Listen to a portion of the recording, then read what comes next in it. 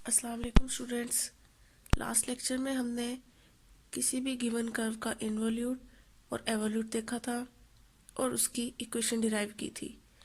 आज हम उससे रिलेटेड कुछ क्वेश्चन सॉल्व करते हैं। क्वेश्चन 5.14 है, find the equation of the involute of the circle x is equals to a cos theta e1 plus a sin theta e2 where a is greater than 0। हमें circle की equation दी हुई है, हमने उसका involute calculate करना है। और involute जैसे कि हमने लास्ट लेक्चर में देखा था कि किसी भी कर्व का इन्वोल्यूट यूनिक नहीं होता, इनफाइनाइटली मैनी इन्वोल्यूट होते हैं। अब उन्होंने हमें कहा है कि इस सर्कल का इन्वोल्यूट कैलकुलेट करना है, तो इसका मतलब हमें कोई स्पेसिफिक इन्वोल्यूट कैलकुलेट करना है। उसकी उन्होंने आगे हमें मजीद कंडीशन दी है कि कौन सा इन्वोल्यूट कैलकुलेट करना है। The involute is generated by unwinding string starting at theta equal to 0। ये वो इन्वोल्यूट है जो कैसे बन रहा है, जैसे जब कल हमने सर्कल की इक्वेशन बनाई थी, इन्वोल्यूट की फिगर बनाई थी इन्वोल्यूट को अंडरस्टैंड करने के लिए, सर्कल के लिए ही। तो हमने क्या किया था, हमने कोई सर्कल लिया था और एक स्ट्रिंग बनाई इस तरह से और उस स्ट्रिंग को कर दिया वाइंड हमारे सर्कल के अराउंड, ऐसे ही था। तो हमने देखा था जैसे जैसे हम स्ट्रिंग की इनिशियल पोजीशन चेंज करते जाते हैं हमारे पास डिफरेंट इन्वोल्यूट्स आते जाते हैं। अब हमें क्वेश्चन में कहा गया कि हमने कौन सा इन्वोल्यूट फाइंड करना है, ऐसा इन्वोल्यूट जो ऐसी स्ट्रिंग की अनवाइंडिंग से बन रहा है जो स्टार्ट हो रही है एट थीटा इक्वल टू 0। यानी अगर हमारा सर्कल इस तरह से हम ड्रॉ कर रहे हैं, इसके अराउंड हमने एक स्ट्रिंग वाइंड की हुई है, तो समझ ले ये स्ट्रिंग हुई है वाइंड हमारी। अब हमने स्ट्रिंग को करना है अनवाइंड, तो ये अनवाइंड उन्होंने कहा है कि उस अनवाइंडिंग से जो इन्वोल्यूट बनेगी, जैसे अगर वाइंड करें तो भी इन्वोल्यूट ही बनता है, ऐसे ये वाइंड किया इन्वोल्यूट बन गया। अगर हम अनवाइंड करें ऐसे, तो अनवाइंड कर रहे हैं तो भी जो मेरे फिंगर की एंड पॉइंट है जो वो पाथ फॉलो कर रहा है वो भी इन्वोल्यूट ही है। तो अब हम अनवाइंडिंग किस तरह से कर रहे हैं कि अनवाइंडिंग स्टार्ट हो रही है एट थीटा इक्वल टू 0। इस जगह पे जो थीटा होगा वो क्या होगा, 0। तो इन्वोल्यूट कुछ इस तरह से बनेगी, ठीक। तो ये वाली स्पेसिफिक इन्वोल्यूट हमने कैलकुलेट करनी है जो थीटा इक्वल टू 0 पे बन रही है। तो इसका सोल्यूशन देख लेते हैं। Equation of involute of a curve x is x1 is equal to x plus minus S plus C into T. किसी भी कर्व अगर x उसकी इक्वेशन है तो उसके करस्पॉन्डिंग जो इन्वोल्यूट की इक्वेशन है वो इस एक्सप्रेशन से मिलती है। s क्या होता है, हमारी x की आर्क लेंथ, c कांस्टेंट है, इसके डिफरेंट वैल्यूज के लिए हमें डिफरेंट इन्वोल्यूट्स मिलते हैं, ये कांस्टेंट ऑफ इंटीग्रेशन था। और t क्या है, unit tangent vector.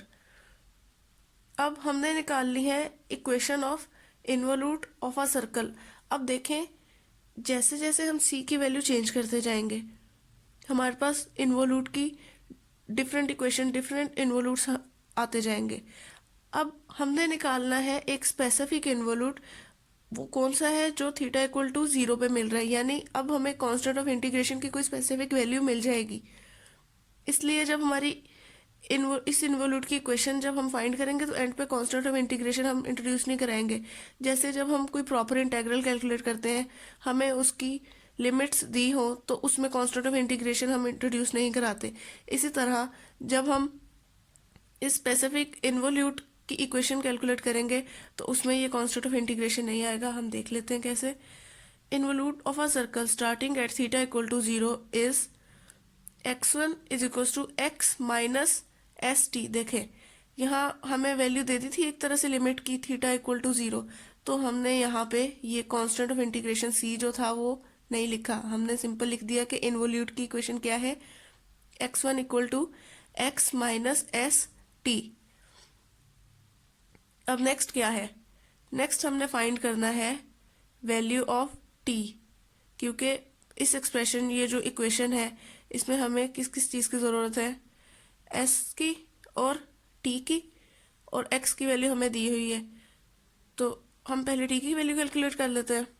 To find T, T क्या है, यूनिट टेंजेंट वेक्टर, और किस तरह से डिफाइन होता है, एक्स का derivative with respect to its parameter over its magnitude. Parameter है हमारा थीटा, तो हमने एक्स का डेरिवेटिव कैलकुलेट कर लिया, वो ये आ गया।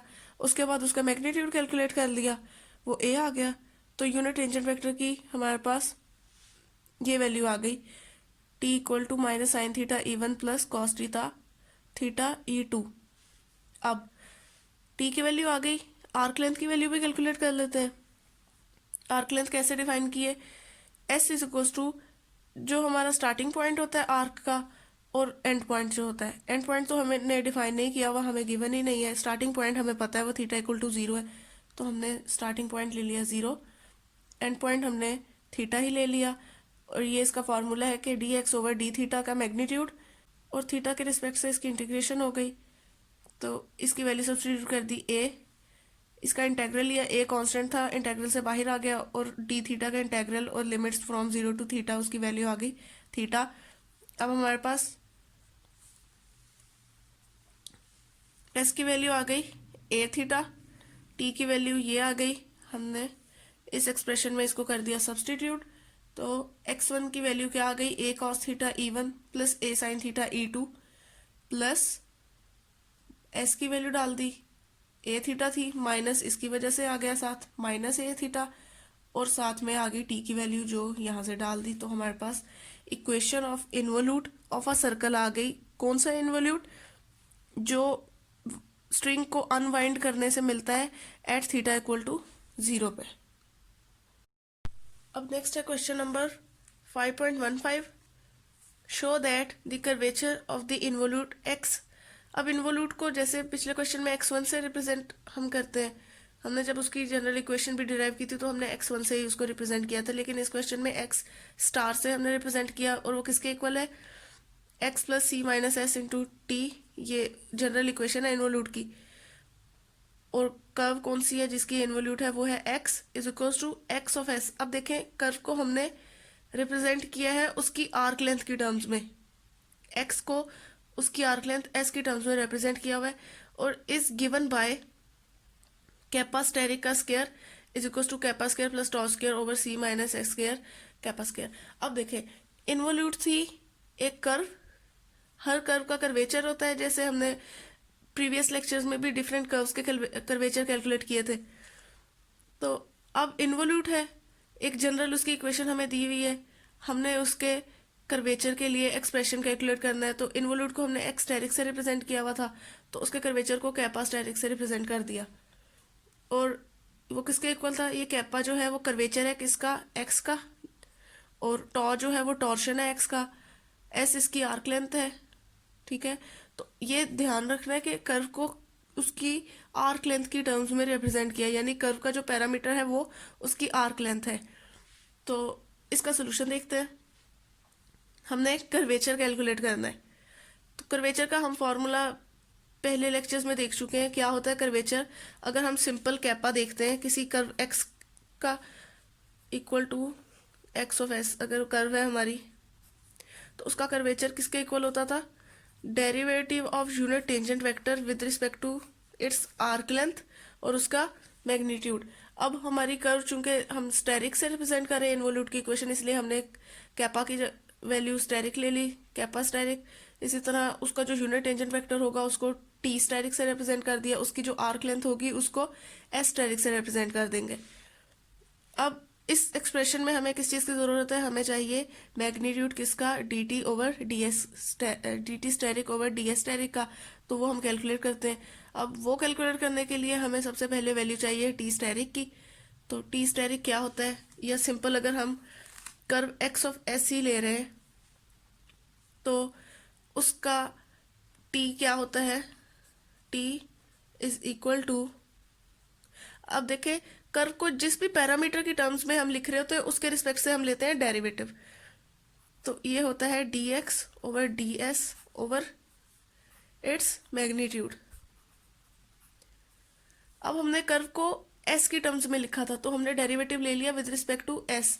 अगर हम कर्व को टी की टर्म्स में लिखते किसी पैरामीटर, तो उस केस में हमारे टी की वैल्यू क्या आ जानी थी, D x over D T over D x over D T magnitude, और इसे ही हम एक्स डैश से भी रिप्रेजेंट कर देते हैं ओवर एक्स डैश का मैग्नीट्यूड। ठीक है, तो अब हमने निकालना था टी स्टेरिक। तो टी स्टेरिक के लिए हम किसकी वैल्यू कैलकुलेट कर लेंगे, D X asterisk over D S की, जैसे इधर D x over D S की निकालते हैं।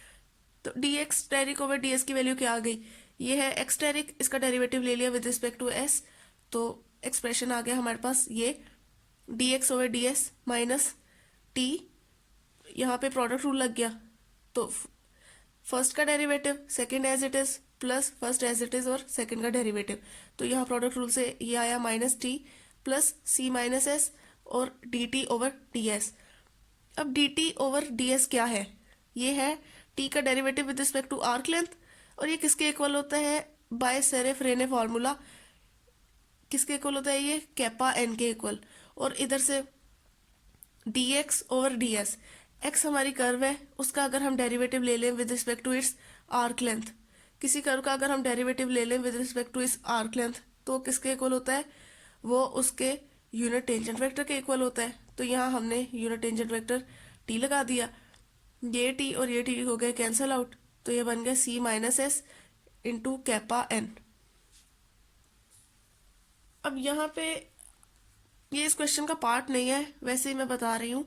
यहाँ पे आपके माइंड में एक क्वेश्चन आ सकता है कि हमने D x over D S को टी के इक्वल कैसे लिख लिया, हालांकि अभी 1 मिनट पहले तो मैंने कहा था कि जो टी है वो D x over D S over D x over D S के मैग्नीट्यूड के इक्वल है।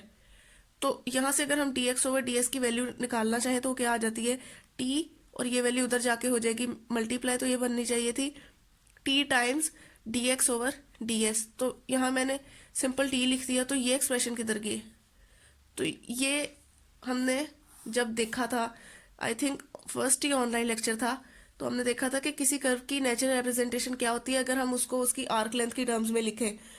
तो यहाँ हमने एक्स को उसकी आर्क लेंथ की टर्म्स में लिखा था, और उसका क्राइटेरिया क्या होता था कि उसका अगर हम डेरिवेटिव ले लें तो वो 1 आना चाहिए। तो यहाँ पे इसकी वैल्यू 1 थी, तो वो मैंने डाली नहीं, डायरेक्ट ये 1 बन जाना था ये वाला एक्सप्रेशन, तो यहाँ से D x over D S की वैल्यू टी ही आ गई थी। अब यहाँ से हमारे पास आ गया D X star over D S is equals to C minus S kappa N. और अब हमें चाहिए नेक्स्ट क्या चाहिए, ऊपर वाली एक तरह से वैल्यू आ गई हमारे पास, नीचे वाली वैल्यू चाहिए स्टेरिक के केस में। जब हम सिंपल कर्व ले रहे थे तब तो ये वैल्यू 1 हो गई थी, लेकिन जब हम इन्वोल्यूट ले रहे हैं हम नहीं जानते कि ये इसकी नेचुरल रिप्रेजेंटेशन है भी या नहीं। ठीक है, क्योंकि एस इसकी आर्क लेंथ थी एक्स की, एस जो है वो एक्स स्टेरिक की आर्क लेंथ नहीं है, तो इसका मतलब D X star over D S का जब हम मैग्नीट्यूड लेंगे तो वो 1 नहीं आएगा, वो उसी सूरत में आता अगर जो एस है वो इसकी आर्क लेंथ होती। अगर इस बात की समझ नहीं भी आई तो आप रहने दें, आप सिंपल जो हमारा यूनिट टेंजेंट वेक्टर का फार्मूला है उसमें आपने वैल्यू सब्स्टिट्यूट कर देनी है। तो यूनिट टेंजेंट वेक्टर के फार्मूला के लिए जब ये वैल्यू निकाल लिया, अब उसका मैग्नीट्यूड निकाल लिया, वो किसके इक्वल आ गया, इसका मैग्नीट्यूड किस तरह से आता है,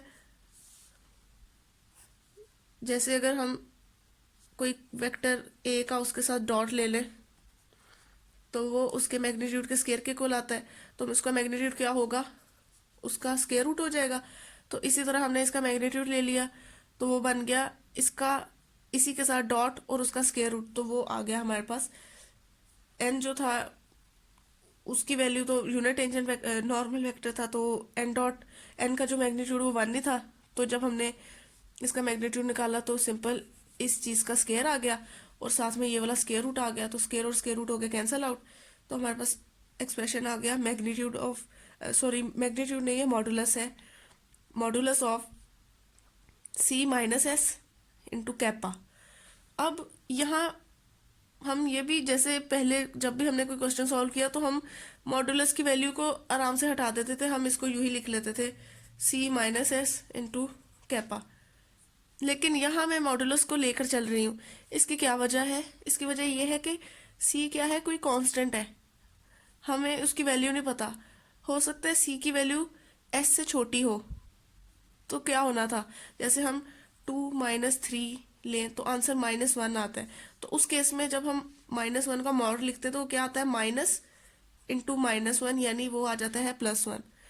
तो सी की वैल्यू अगर वो माइनस सिंपल एस से छोटी होती तो यहाँ मॉडुलस को जब हम खोलते यहाँ हम लिखते थे -C - S × कैपा। या अगर सी की वैल्यू इससे बड़ी होती तो उस केस में तो ये सिंपल C - S × कैपा बन के ही खुल जाना था, क्योंकि सी बढ़िया था इससे, तो बड़े में से छोटी वैल्यू निकाली तो वो पॉजिटिव ही रही थी, तो हमने इस एक्सप्रेशन को इस तरह से खोल लिया था। तो बजाय इसके कि मैं इसके साथ प्लस माइनस लिखूं तो मैंने मॉडुलस वैल्यू ही लिख ली। आगे जाके मैं कहीं +-1 सिंपल प्लस माइनस भी लिख लूंगी। अच्छा, dx⁻/ds की वैल्यू आ गई, उसके मैग्नीट्यूड की वैल्यू आ गई, इसका मतलब हमारे पास unit tangent vector t asterisk की वैल्यू आ गई। दिस ओवर इस मैग्नीट्यूड, वैल्यू सब्सटीट्यूट कर दी। इसको जब हमने खोल के लिखा, यहाँ मैंने आपको बताया था कि इसको खोल के मैं यूं भी लिख सकती हूँ, +-C - S × कैपा। तो जब ये +-C - S था इसकी वैल्यू, तो C - S कैपा उससे कट गया, तो प्लस माइनस जो है वो इसके साथ आ गया, +-N। यहाँ से हमें मिल गई टी स्टेरिक की वैल्यू। हो सकता है आपको कोई क्वेश्चन इस तरह से भी आ सकता है कि इन्वोल्यूट जो है उसका यूनिट टेंजेंट वेक्टर निकाले, तो आपका क्वेश्चन यहाँ तक कंप्लीट हो जाएगा, आपने उसका यूनिट टेंजेंट वेक्टर कैलकुलेट कर लिया। यूनिट टेंजेंट वेक्टर की वैल्यू कैलकुलेट कर ली। अब कैपा के लिए हमें चाहिए उसका derivative with respect to S asterisk. S asterisk है इसकी आर्क लेंथ, इन्वोल्यूट की आर्क लेंथ। तो अब हम ले लेंगे इस यूनिट टेंजेंट वेक्टर का derivative with respect to S asterisk. तो क्या हुआ, D T asterisk over D S asterisk is equal to, इसकी वैल्यू क्या थी, +-N। तो प्लस माइनस को डेरिवेटिव से बाहर लिख लिया और ये बन गया dn/ds स्टेरिक। और यहाँ लग गया अब यहाँ चेन रूल, क्योंकि n जो था वो फंक्शन था s का, n क्योंकि हमारी curve x = x of s का यूनिट है, यूनिट नॉर्मल वेक्टर है, तो ये s का फंक्शन था, तो हम यहाँ पे चेन रूल लगा सकते हैं। तो हमने ये यहाँ लिख दिया dn/ds, ds/ds स्टेरिक। अब dn/ds ये किसके इक्वल होगा, बाय सेरेफ्रेने इक्वेशन। इसकी वैल्यू किसके इक्वल है, टॉ बी माइनस कैपा टी। और ds/ds स्टेरिक की वैल्यू किसके इक्वल है, वो इक्वल है, एस स्टेरिक क्या है, x स्टेरिक की आर्क लेंथ। तो जब हम सिंपल x की आर्क लेंथ लेते हैं तो उसका फार्मूला क्या होता है, s = integral from s0 to s dx/ds।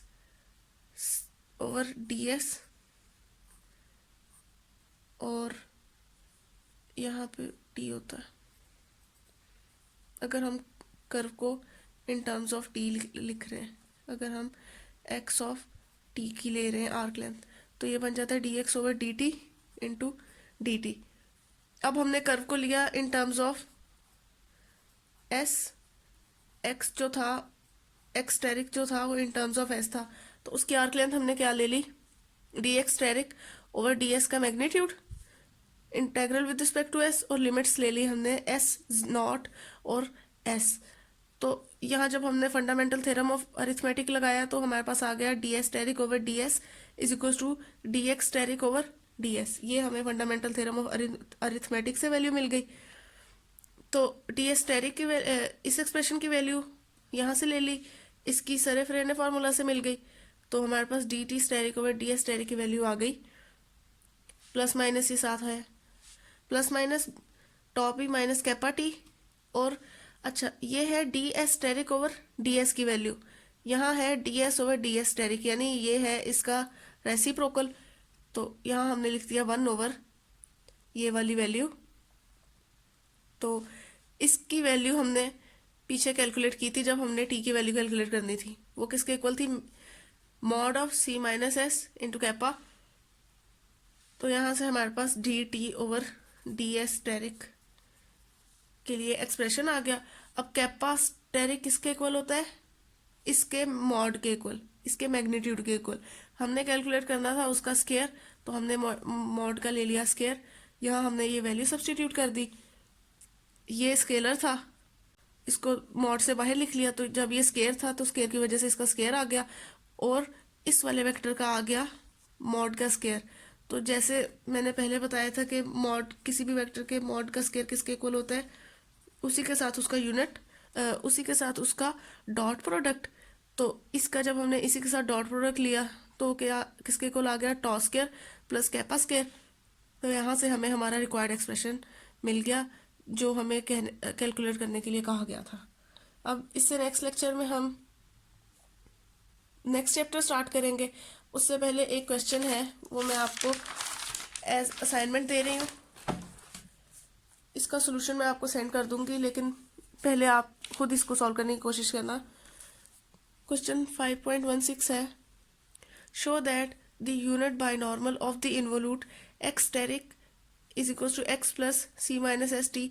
ये इन्वोल्यूट की जनरल इक्वेशन है। उन्होंने कहा है कि उसका जो यूनिट बाइनॉर्मल है वो किसके इक्वल है, वो है B asterisk is equal to kappa B plus tau T over C minus S, kappa उसका मॉडुलस, और साथ कैपा स्टेरिक। कैपा क्या था, एक्स का कर्वेचर, बी एक्स का unit binormal, tau X का टॉर्शन, टी एक्स का unit tangent vector, C constant of integration कोई कांस्टेंट था, एस थी इसकी आर्क लेंथ एक्स की, कैपा मैं बता चुकी, और कैपा स्टेरिक क्या था, एक्स स्टेरिक का कर्वेचर। तो हमने शो करना है कि जो बी स्टेरिक है वो इस एक्सप्रेशन से दिया गया है। तो ये क्वेश्चन आप खुद सॉल्व करने की कोशिश करेंगे। अगर कोई प्रॉब्लम हुआ तो मुझसे डिस्कस कर लेना, बाकी मैं आपको कुछ डेज तक इसका सोल्यूशन भी सेंड कर दूंगी।